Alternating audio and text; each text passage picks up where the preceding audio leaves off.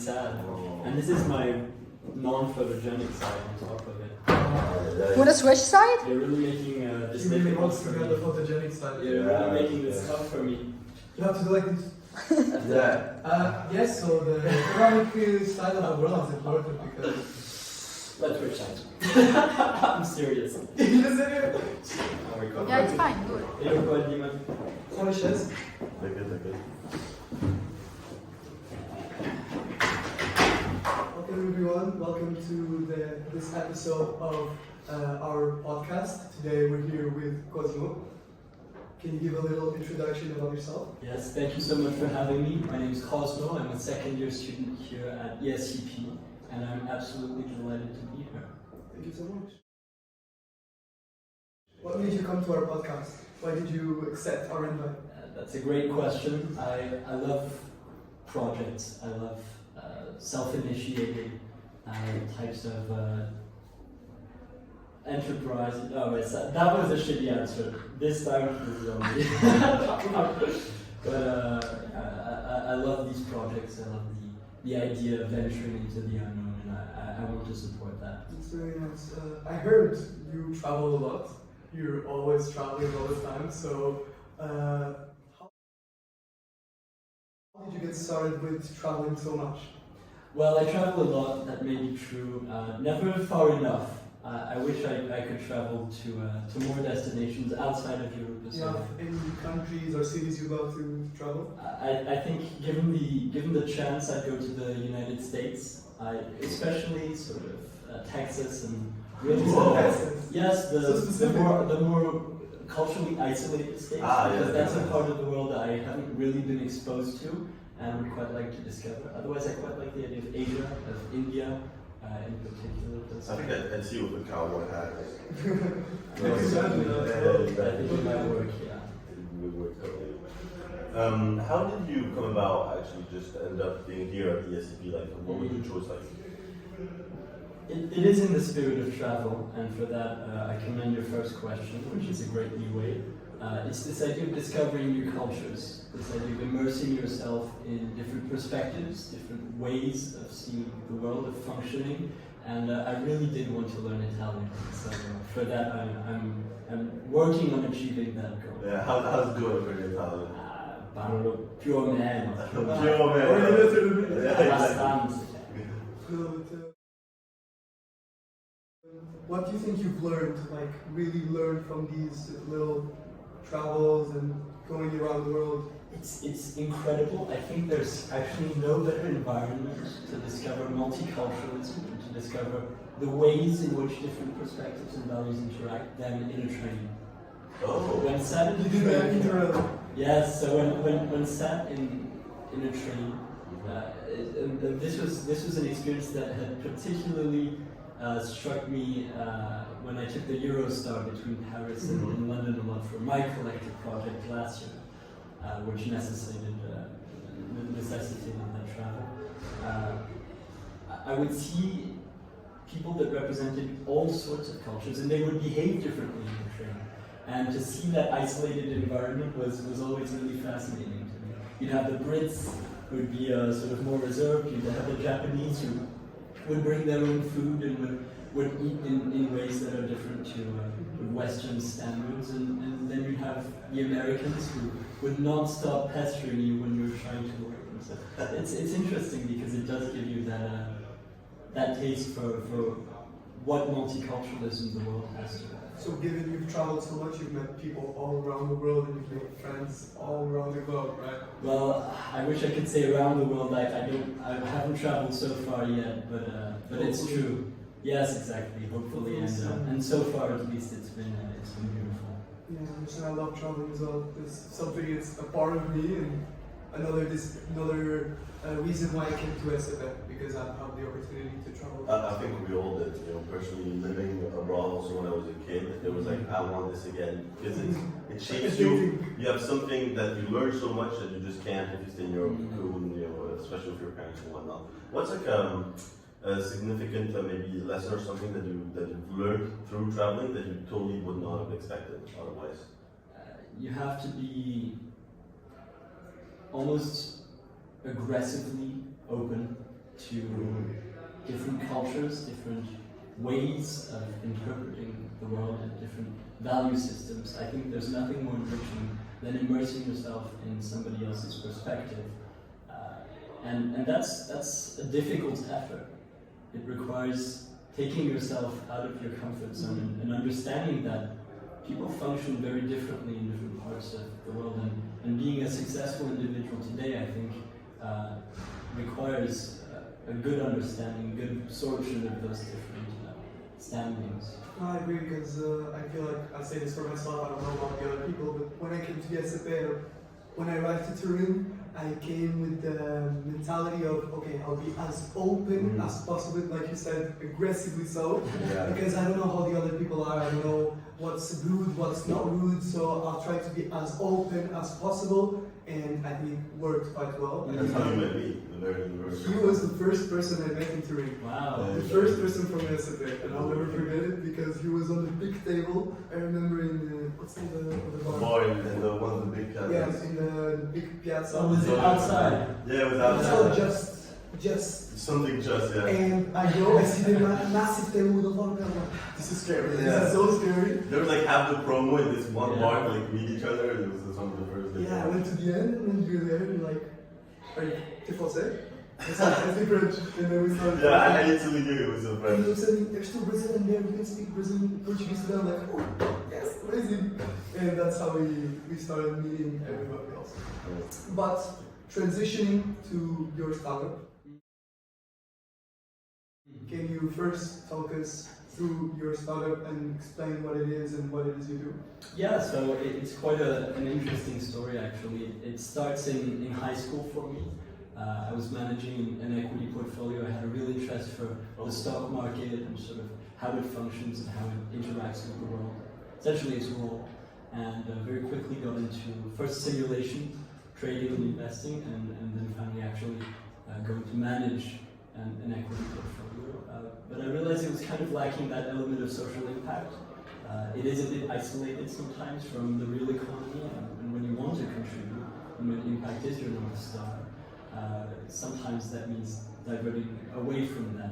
So that's exactly what I did. I went to a good friend of mine who was just as interested in finance, and we said, well, let's use the knowledge and the interest we have to dig deeper into that world and actually teach finance to our peers. And so for the last sort of semester or so of high school, we taught finance to our peers. We opened a personal finance and stock market course, it was called, under the supervision of the finance director of the school, and got to immerse ourselves in that world. And on the outset of that, I'll give you the whole chronology, but I discovered that my great uncle, who's an economist and professor, had developed a financial markets board game in the 70s. So essentially, What's the name of the board game? it was called Bourse, le jeu de la finance. So markets. And it was kind of an archaic game with old mechanisms and outdated companies, but it did spark the idea in me of merging education, where we had struggles with engagement and sort of assimilating that knowledge because of how complex finance is and how present the jargon in that world is, with gamification and with that idea of making it fun, making it enjoyable to learn. And right after that discovery, and at the end of our studies, my co-founder started with Equity, which is a pedagogical board game that essentially tries to bring responsible finance. So not just personal finance, not just markets and investing, but seeing that being put to good use and being put to the contribution to the sustainable transition, all in this pedagogical board game. I have a couple questions. First of all, when you said you were teaching, how does it feel like to teach as a high schooler still? Like, what was that experience Oh like? my god, I think you learn more than you teach, actually. It makes a lot of sense, yeah. The process of finding content, of double checking the quality of that content, of condensing it, of making it serve a narrative and the purpose of your course, and then adapting to the needs of your students is really an arduous one. And I have immense respect for the world of education and the work that goes behind teaching. Yeah, I mean, we've interviewed a lot of teachers. The first thing they all say to us is, you only see us maybe 12 hours a week or 20 hours a week, but there's a whole, this is a, like Tip of the iceberg. tip of the iceberg, and behind there's so much work, even especially for teachers there that are also scholars and all of that. I wanted to go back a bit more on the equity board game. You say a bit of sustainable finance, or do you mean like ESG and all of that? Like how does it work to learn to people that doesn't know much? Yeah, so all in the spirit again of trying to build a product and have a mission that contributes towards the betterment of the world. We quickly realized that in the design of this board game, which tries to emulate financial markets and the economy as a whole, we needed to incentivize players, or at least sensitize them, to this idea of finance being put to good use. We know that finance is one of the biggest levers in the sustainable transition, and we know that individuals are too often neglected in that whole idea of how capital can contribute to sustainable development. And so what we tried to do was raise awareness, try and explore mechanisms for how players, how individuals, and this is all kind of analogical, but how individuals can put their capital to good use. And so we visited ESG indexes, the idea of a cap and trade system, the carbon tax, and tried to implement them in the game in a way in which players could interact with them directly. What's the age gap for the game itself? Well, is there an age? We know that actually most of your financial habits are quite cemented in you from the age of 7 already. Wow. So from an incredibly young age. And I think that there needs to be a mechanism, there needs to be a structure in place to help children in that education. Yes, I think there's a severe lack of education, which the finance, I agree. even personal finance. And so I do want to aim for as young of an audience as possible, but That's great. in the context of such complex ideas, especially with the actual format, which is that of sort of the emulation of the economy and markets, it is complicated to stoop that low in terms of age groups. So I'd say that as it stands, our product works for secondary school students. I think it's amazing because I feel like there's a big lack in high schools, especially Too, of this world of finance. And I think if I was that age, I would love a game like that. And I think it's really, really cool that you guys are putting it in actual practice. A game that educates and you can also have fun. Right. Especially for kids, I think that's really, really Yeah, important. it's the best way to motivate them, you know, when they're in class for 2 hours. And so even us, I mean, they struggle to have attention, whereas with games and rewards, it goes The closer to finance we are, it's Monopoly. It's the closest we are. I think yours will probably be more. I get that those younger age groups are usually more prone to being vulnerable to the risks of social media, to falling into scams, and that's where actually sound education can act as a real barrier to falling, or a safety net really, to falling into those traps. Perfect. Especially because it's a board game, they don't have to be connected online, it's not an app, so having the board is actually beneficial for their education. But one thing... No, I just wanted to know on the board game, what point are you in your startup? Like, have you made a product? Have you did testing? What are you right now? Yeah, it's incredible. There's always only so much you can do, and when you're a perfectionist, you want to keep going with product development until sort of you're happy. It's the perfect... You think You cannot do more. Yeah. you put the words in my mouth, absolutely. And the next question becomes, well, how do you go to market? Does your product actually respond to market needs? And if you've done a good job, you've begun with demand, you've begun with customer needs, and you've identified sort of the target demographic. And we've gone through, my God, almost 2 years of product development, of prototype play testing, and we're at a stage now where we're verging on being ready to go into market, and we want to do that before the end of this year. What would you say are your biggest challenges on this project you've been going through for the last 2 years?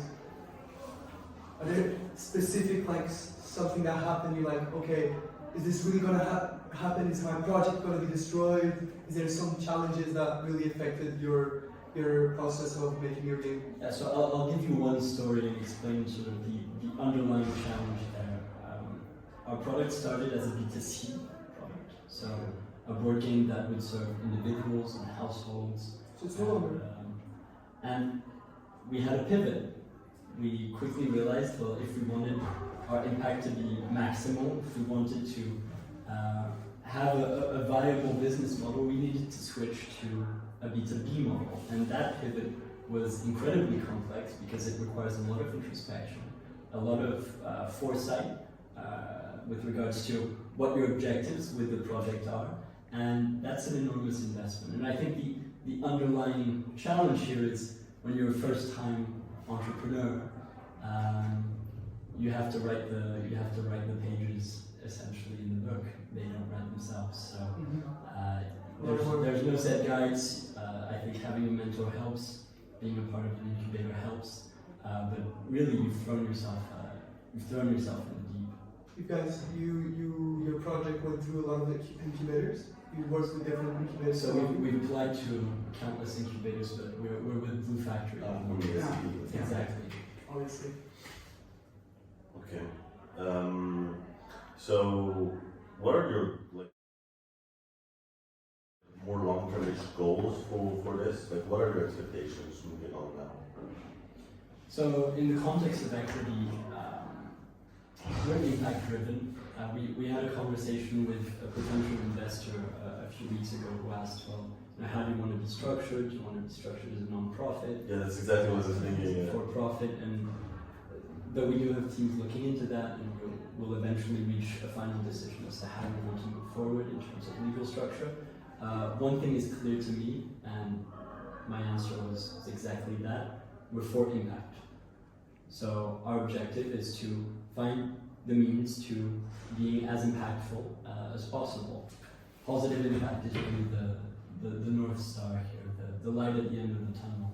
And I think once we've achieved a reasonable amount of impact, once we've gone to market, once we've actually had the product be felt and have had an impact on local communities, I'll likely have reached a point where I think the project will have achieved at least its medium-term objectives. But so you're choosing between being a non-profit and a profit.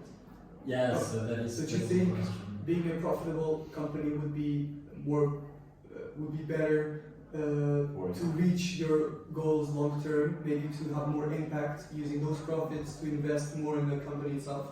Yeah, the idea of non-profits is actually quite stigmatized, and I think that space is filled with misconceptions. Being a non-profit won't stop you from reinvesting in your project. In fact, it'll usually put you under the conditions in which you have to reinvest whatever profits you have into the project. So the money goes everything inside of the keeping it relatively circular there. No, I think it's about mission and image, and so you need to have sort of some introspection around what it is you want to prioritize, personally as well as professionally, because I think when you're an entrepreneur, there is a personal question too, and then also that of image, because we need to think about the market. And the world of education, for example, will usually have a propensity to prefer non-profits. So you're still in between the two options. We're still looking at different options. I know this is really going into depth, but I know there's like for-profit corporations with also like potential objectives that are like core inside their value that they have to apply to. Is that also something that you'd be potentially looking into? Sure, but those types of certifications, I think of B Corps and so on, are usually secondary and will come once you've made that decision. Okay, as a more detail, it makes a lot of sense. Do you think traveling has like impacted the way you've done your startup or the way you've like structured things? Yeah, and it goes far beyond my travels, which again are not half as holistic as I wish they'd been, or they are so far.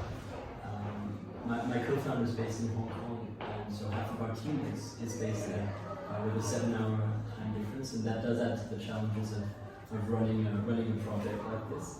But it's part of the fun. What would you say is the biggest impact your startup has done so far? And what are your long-term goals in the future? And what do you think your future holds after, for example, you put your company in the market and you put your project out? Do you have any future plans, or that's a multifaceted question. So let's start with its first part. I'd say one of the things I'm proudest of with the work we've done so far is we've created a conversation around the importance of financial education, and through our dozens of play testing, hundreds of community members, a dozen different educational institutions, the contribution of experts and professors, that creates that discourse and generates that conversation. And another element of the work we've done that I'm really quite proud of is we've identified this crisis, and that's quite an accomplishment in the making, and that is the product of years of experience and interest in the field. But we've identified that there is a serious crisis of financial illiteracy, and that it's a global crisis, and arguably one of the most easily treatable ones. And you're proud of the fact you're trying to fix something that has not had a cure for a long time. I myself, I don't know any board games that are very literate for financial, as you said before. The best one is probably Monopoly, which shows how little there is. Truth. There is Captain as well. I think Yes, and there is a close. It's not even close to the project you're making right now. There are a lot of initiatives in the space, but the issue is it's very atomized. So you'll have small projects, you'll have small initiatives, or very localized ones, and you won't really have a platform for them to harmonize or work together in any way, and that is part of the challenge. So, in the long-term part of the question, where do you see yourself after, let's put into perspective, imagine your board game is in the market, everything is going as planned. Do you have any long-term goals you want to keep focusing on this project, or do you have any other ideas that you want to follow through? Yeah, so I have a number of causes, and equity responds to one that I was sort of immediately treating and immediately interacting with as somebody investing in equity markets and somebody going through the process of education and himself sort of experiencing the fundamental lack of institutionalized financial education. But I have other causes. I'm really quite passionate about this idea of youth representation in leadership. And so I advocate for it through the student union. That's where I began, being the first student to complete a full mandate on the board of trustees in ESCP London, first student to be a part of ESG committee and the campus academic board. And so today I kind of lobby for more ESG committees, for more institutionalized approach to sustainable development in the university, and importantly to me, for student representation in that context. So that's a cause I really fight for. I also speak with charities outside of ESCP London, which is structured as a charity, to see whether we can have youth trustees, more youth trustees in the United Kingdom especially. So that's something I'm really quite passionate about. You believe there's a lack in the United Kingdom? I believe that it's one of the more measured issues because we know that actually 2% of trustees in the United Kingdom, only 2% are under the age of 30. Oh, that's very low. Which is quite impressive. 2%. And 28, 29, all of that is under it. Wow. This shows a lot. This shows there's a lot. And it's interesting because when we talk about diversity on boards, we start with gender, and I think that's a great place to start. Because there's still a lot of work to do, sadly. Absolutely, and we start with ethnicity, and it's important we have those conversations. It's important that conversations be actually put into action, and I think that the public also has a role to play there in making firms understand that these are the expectations of external stakeholders. But we don't talk about youth enough. I was lucky enough to be in Davos in January. For the World Economic Forum? Exactly, for the World Economic Forum's annual meeting, and I didn't do this as part of their youth initiative, which is the Global Shapers community. I did this as an external guest, and something I quickly noticed is you don't have interaction with the youth, at least not to the level which it should be happening. You have a lot of business leaders, heads of states, and people who can have real influence in the way in which the world is going, interact with big issues and crises and risks, but too often the perspective of the youth is neglected, minimized, and sort of not considered. Yeah, I think non-considered is a real way, which is like you could listen to their opinion, but the seniority will always have the sort of last hand or that last thing to say. I want to switch more on the World Economic Forum. Firstly, I like economics. I'm a bit of a little nerd about it, reading my own books, and so seeing something like that where all the economists and business leaders come together to talk about things is something really like great for me. And when I saw you were doing it, I was amazed. And so I really want to know, well, how was it like for you? And like, did you meet any people? Like, did you talk to any people that really changed the way you see the economic issues today? Yes. Yes, I think it's an incredibly enriching experience, and I would say if you're interested in economics and in that field, go beyond the World Economic Forum. Try to look for conferences and opportunities that really exist everywhere, because you'll find incredible insight in all of them, I'm sure. I believe since we are young, we definitely. We can still say we're young. Yeah. Do you have any tips on where to find those meetings? Tips or where to look at to be able to get more information about these topics? You're gonna hate this, but LinkedIn is a great place to start. You were told many times. Yeah, It's a great place to start because it connects people who have the same sort of interest in the fields you may be looking at.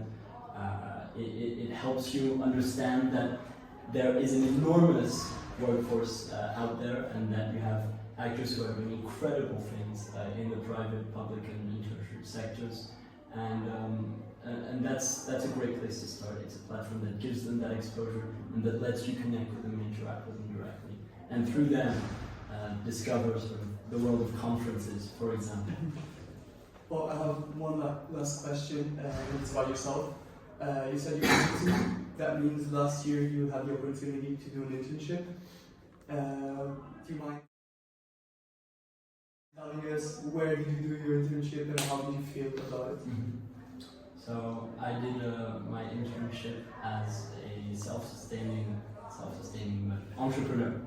And you put on your own Exactly. project. So I worked on equity, and it was a great opportunity for me to sort of freely explore the world of opportunities in the private sector and in that field especially, but to focus on building, or trying to build a viable business. It was also an opportunity for me to visit another economics conference and meet some incredible and fascinating speakers there. Des rencontres économiques d'Aix-en-Provence, which I strongly recommend you take a look at. For sure. Do you have any other questions? No, I don't have any question. I think this was good because it was clear, It was straight to the quick point. and clear. Yeah, For sure. it's very much like him, very much like Cosmo. So, well, everybody, I think this is the end. We're gonna wrap it up, and Thank you for watching and Thank thank you you, for coming. Cosmo. Thank you so Thank you much. so much for having me. Anytime.